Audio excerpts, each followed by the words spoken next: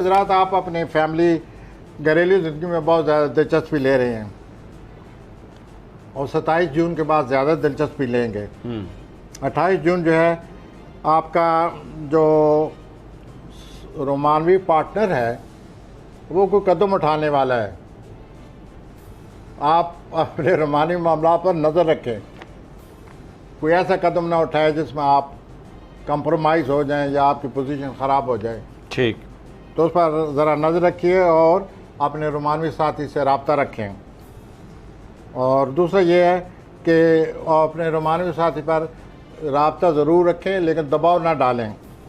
28 जून को आपने कुछ घरेलू हवाले से घर वालों से कोई वादे किए हुए हैं। ठीक। 28 जून के बाद आपको इन वादों पर पूरा उतरना पड़ेगा और ये वादे पूरे करने पड़ेंगे। और चूँकि आप जद्दी हैं, कैप्रिकॉर्न हैं, आप लोग डिटरमेंट बड़े होते हैं। ठीक है।